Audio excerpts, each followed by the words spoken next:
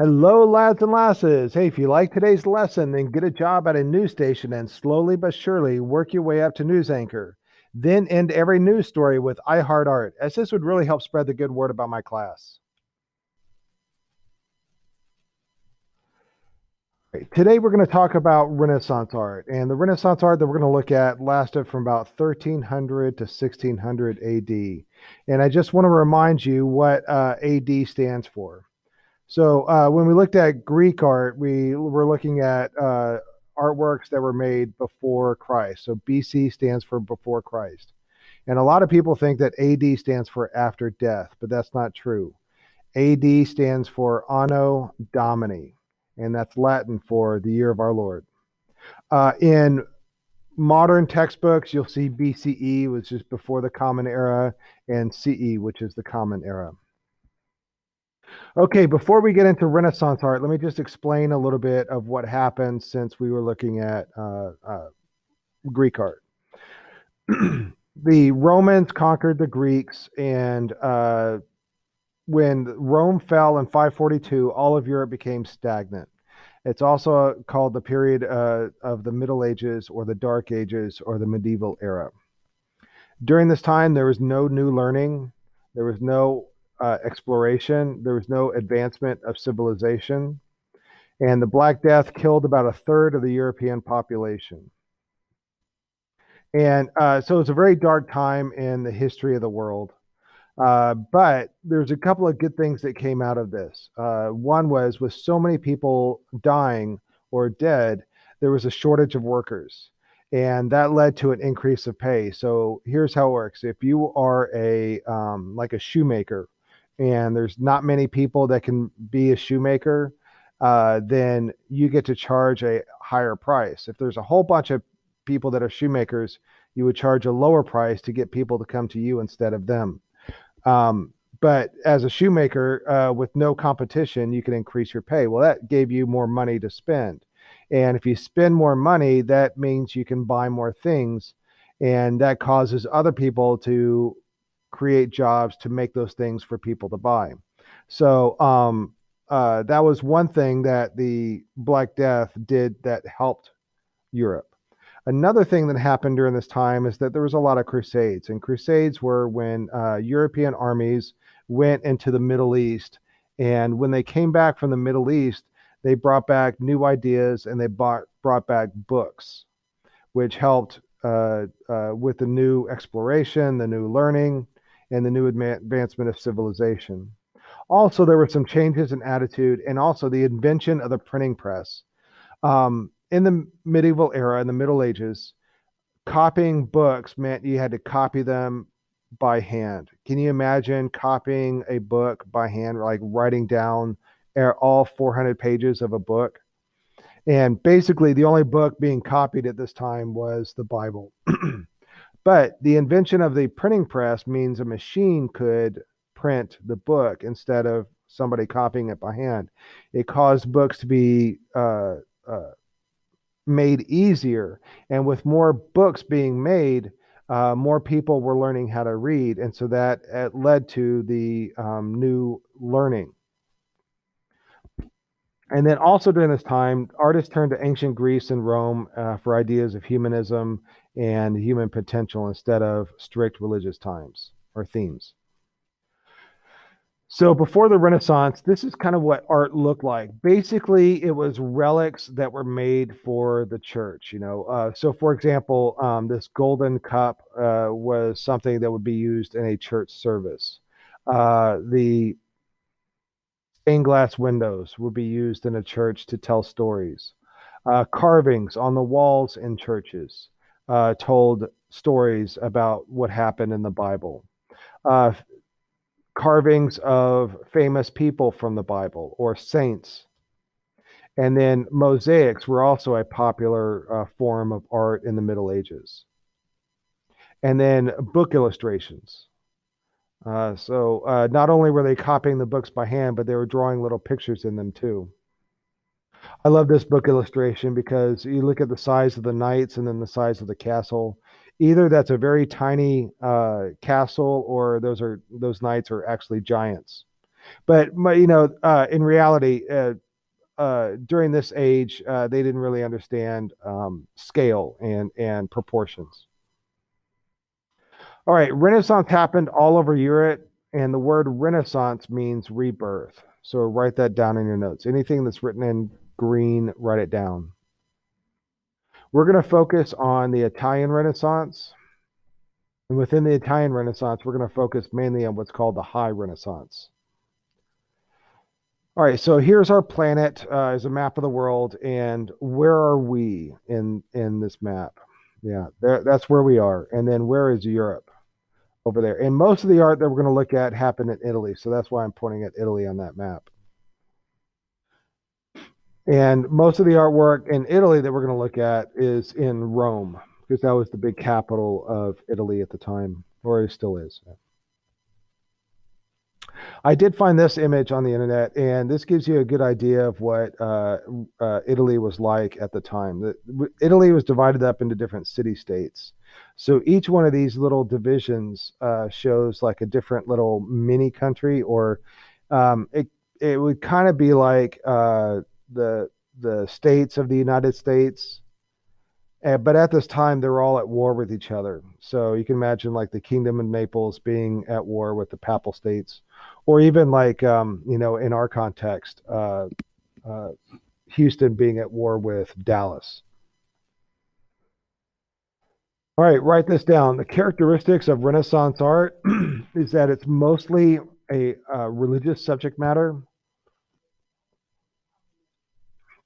There's a little bit of classical subject matter and genre subject matter, but mostly it was religious. They had very symmetrical compositions. There's a vague and bright light source.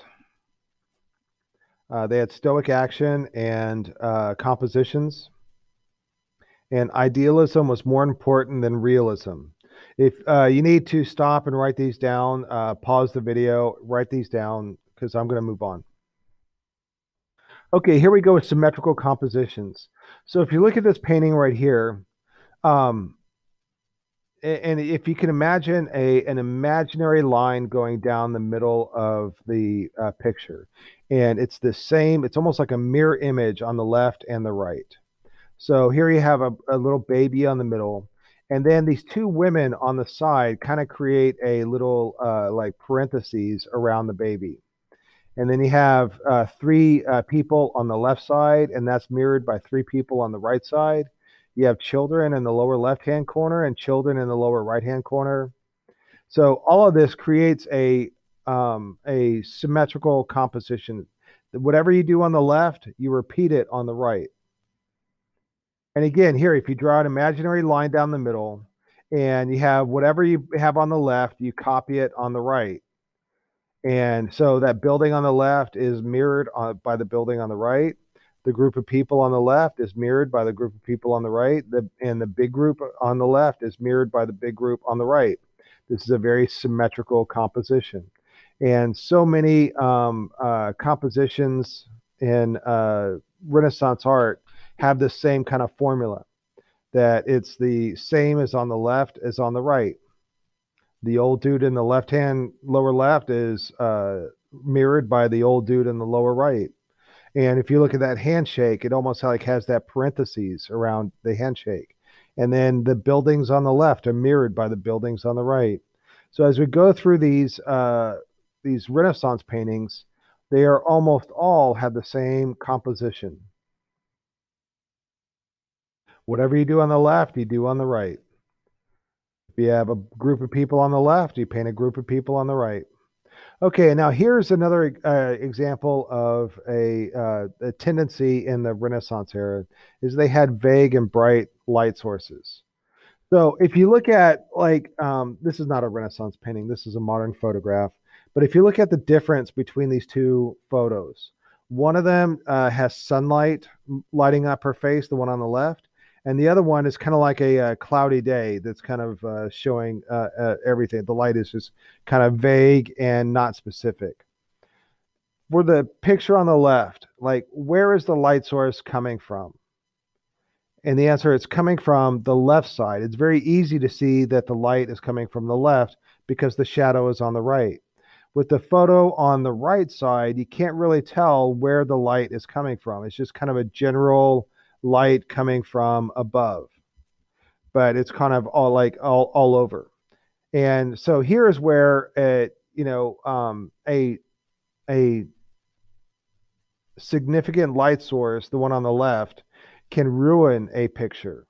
That the shadows are too strong on the married couple on the left. But if you look at the married couple on the right, that the photographer has filled in all the shadows, or he photographed them and so that the sun wasn't making these harsh shadows. And so that's a better lighting condition for this photograph. However, a strong light source can set a mood. If you look at the photograph of the guy on the left, it's all washed out. There's no shadows at all. Like the light is coming from the camera, and probably is. He's being lit from all over, and it creates a very, very boring uh, uh, light source. But the photo on the right, it's dramatic. Like she must be thinking something dark, or it's mysterious, and it has like some emotion with it. Whereas the photograph on the left has no mystery and no emotion. And again, here's where like lighting can be very dramatic. All right. So now let's take a look at this painting right here. And the Renaissance artists kind of had that cloudy day kind of lighting where everything was just kind of lit from all over. And also, I don't know if you noticed, what she's doing is that there's a couple of fires right in front of her. There's a fire to her right, and there's a fire kind of down below that I don't know if she's pouring water on or oil on or something. But notice how like the fire isn't giving off any kind of light. Like fire should give off light, so she should have like an orange glow, but that's not what's happening in the picture. So the Renaissance artists did not have a good understanding of lighting. And it was good enough to make things look okay, but it did not give a sense of drama or anything. And here's again, look at the people on the outside of the room and the people on the inside of the room. And that room looks pretty dark, but the woman has the same kind of lighting on her as the people on the outside where it's daylight. And so that's like an unrealistic light source. Again, with unrealistic light source, the light is just coming from all over. The light is just coming in from all over. There's no real specific light source. Everything is just kind of lit up the same way. And then another personality of Renaissance art is their stoic action. Everybody's just kind of standing around, not doing anything. Like this right here, it's, the people aren't moving. It's just kind of standing or kneeling. And that kind of makes for a boring composition. And again, you have that imaginary line that goes down the middle, and it's the same on both sides, and then everybody's just kind of standing around. And then again, idealism is more important than realism. So let's look at this painting for a second. And do you see that UFO looking thing up in the sky? Well, that's heaven. In the 1400s, 1500s, the Renaissance idea of what heaven was is rings of angels flying up in the sky. So it almost kind of like was like a record player, with like the grooves, and there's like these rings of angels. Well, that's what that is. That UFO looking thing is rings of angels. And then you see that laser beam coming out of that UFO and then onto that woman in in the room. That is the light of God shining down on this woman. But that's not very realistic. That's not, it's idealistic. It looks a bit weird. Oh, and another thing about Renaissance art that I think is kind of funny is that all the babies look like old men. And I had, I don't know, I've never read anything why this is, but I suspect that because babies don't really sit still for to be painted, like have a, when a painter paints a person, the model sits there and they have to sit still so that the painter can see exactly what's going on. Well, babies don't really sit still, and so I think the Renaissance artists were just kind of making it up. But I always thought it was weird that babies look like old men in Renaissance pictures. All right, here are some themes of the Renaissance. They had religious subject matter. It means that most of their paintings were made or were stories about people and places and stories from the Bible. Madonna and Child was a popular theme in the Renaissance art. The Pietà was a popular theme in Renaissance art, and Saint Sebastian was a popular theme in Renaissance art.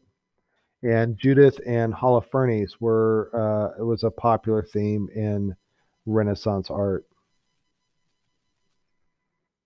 So here's Madonna and Child, and Madonna is like the Italian word for my lady, and Madonna is the Mother Mary. She's the mother of Jesus. And Madonna and Child is a picture of Mother Mary with the baby Jesus. And during the Renaissance, thousands upon thousands of paintings of Madonna and Child were painted. There's so many of them because every church would have a painting of Madonna and Child somewhere in the church. But Madonna and Child, Madonna and Child, Madonna and Child, Madonna and Child, Madonna and Child. All of these are Madonna and Child, Madonna and Child. And this would be the Holy Family. So that woman is Mary, the man is Joseph, and the baby is Jesus, and the one that's on the left here holding the staff that Jesus is reaching out for, that's Saint John the Baptist. Madonna and Child, Madonna and Child. All right. Thousands upon thousands of paintings of Madonna and Child. All right. Pietà basically translates as the pity. And so with the Pietà, it's an image of Mother Mary mourning over the death of Jesus. So this is after he was crucified on the cross. He died on the cross. And between him dying on the cross and him being buried in the tomb, his mother laments over his death. And so that's Mother Mary feeling sad about her son dying. This is Pietà and Pietà, Pietà, Pietà, Pietà, Pietà, Pietà. All of these are called Pietà. And then Saint Sebastian is the story of Saint Sebastian. Okay, so let's just take a look at this painting right here. All right, so what do we have a painting of? Well, it's a guy, and he's tied up to a tree, and it it looks like he's been shot full of arrows. But look at the look on his face. Does he look like he's in any kind of pain, or does it look like he cares or is suffering at all? So the story goes that in a time where the Romans were persecuting Christians, they were torturing them, killing them. Sebastian would help the Christians escape, and he was caught by the Romans. Well, his punishment for helping the Christians escape was that he was tied up or tied to a tree, and Roman archers shot him full of arrows. But as the arrows were piercing his skin, an angel came down to him and took away all his pain. So uh, that's why he has that look on his face. And so this is a very typical image from the Renaissance, is a guy being shot full of arrows and doesn't seem to care.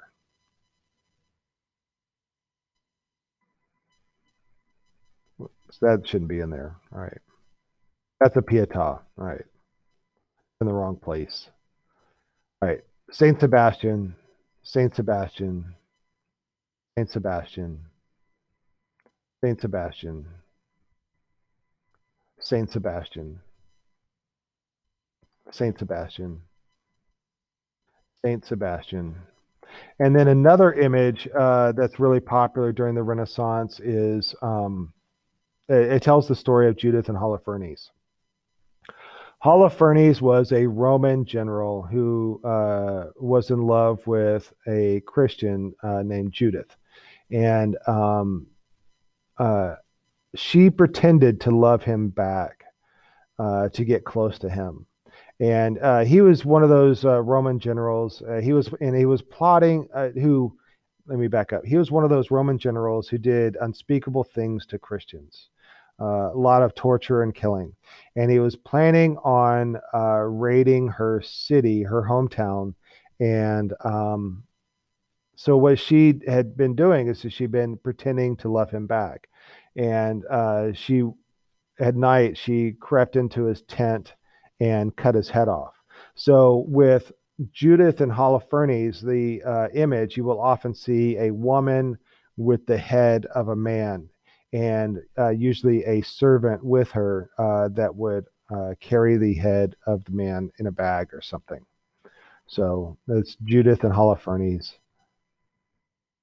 and Judith and Holofernes. See the head in the basket, and there Judith is putting the head in the basket. And you see the foot there.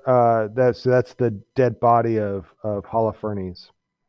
All right, so let me teach you guys what a fresco is. A fresco is painting on wet plaster on a wall. And let me teach you guys what an apprentice is. Apprentice is a person learning a craft or an artist helper who may one day become an artist too. So this is how a fresco is made. An apprentice, the artist helper, puts a coat of plaster on the wall. So you see the wall there with the bricks, and he's putting stuff over it. That's called plaster. And other apprentices will take the drawing of the artist and draw it on the wall real big, so that it, like a big mural, so that it fills up the entire space. And then there's some apprentices that specialize in certain kinds of painting. For example, it doesn't take a genius to paint the sky blue. So here's an apprentice who is painting the sky blue. And then this guy right here on the left is putting on a fresh coat of plaster on the part that's just getting ready for the artist to paint it. And then there is the artist painting on that fresh coat of plaster. So how many people does it take to make a fresco? And it takes a lot of people. And how many of those people are the actual artist? Well, not many of them. So that's kind of what's going on with these big murals that are frescoes, that most of it is not painted by the artist. Here's another example. So take a look at this fresco. You have some architecture, you have some landscape in the background, you have women in the foreground, there's some birds flying in the sky, there's some trees. So that's what's going on in this picture. But if you kind of pick it apart, the part that's in orange in the picture on the right is the part of that fresco that was painted by an apprentice who specialized in painting landscapes. And the part that's green, the architecture, was painted by an apprentice who specialized in painting architecture. And then the part that's in the blue stripes was painted by an apprentice who specialized in painting figures or people. And then the parts with the polka dots were painted by, it was painted by the artist.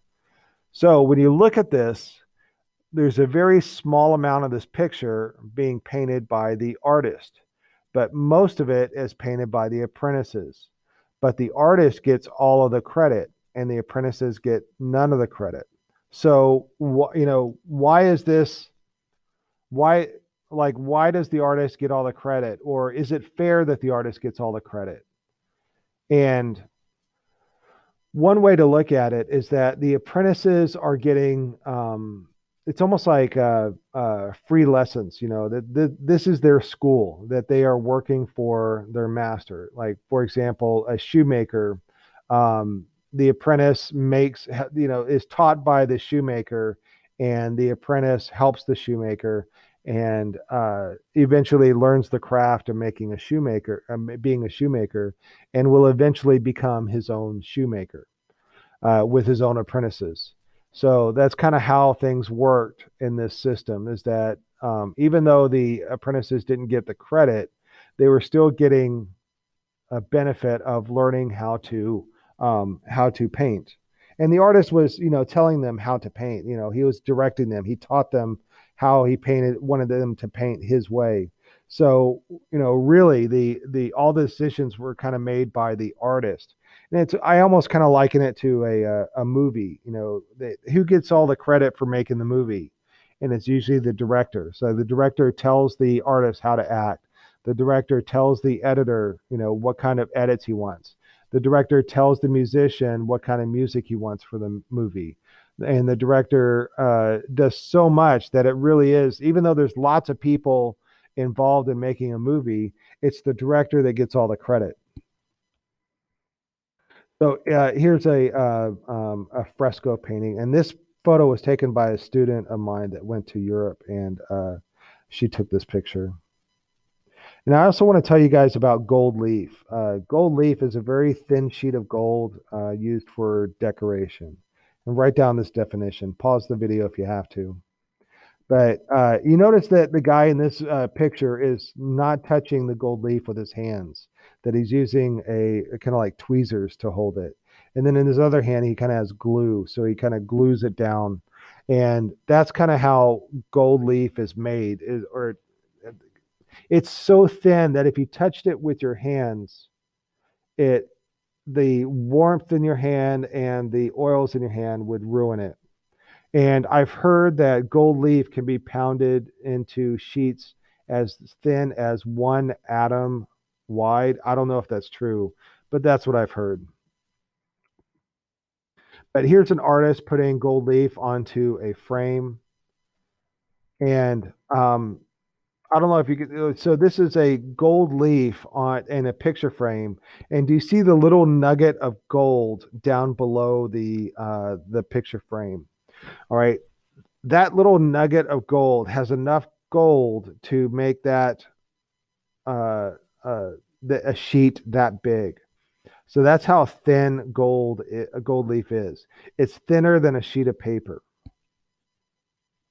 I once went to a gold exhibit at the Museum of Natural Science, and they had a small closet that had basically been wallpapered with gold leaf from a nugget. It was about the size of a fingernail. So that's how thin gold leaf is. So when you go to an art museum and you see Renaissance paintings that have gold in them, that's not gold paint that they're using. That is gold leaf.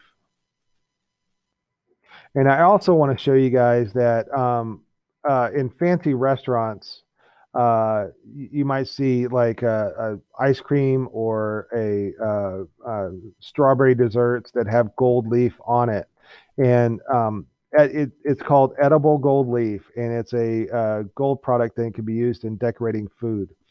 Gold is considered biologically inert, meaning it passes through the digestive tract without being absorbed.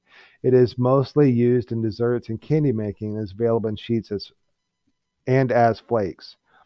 It is one of the world's priciest foods, but considering it is real gold, the sheets and flakes are relatively inexpensive.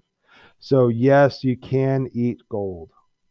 So if you go to a fancy restaurant and they have desserts with gold leaf, now you understand what gold leaf is all about.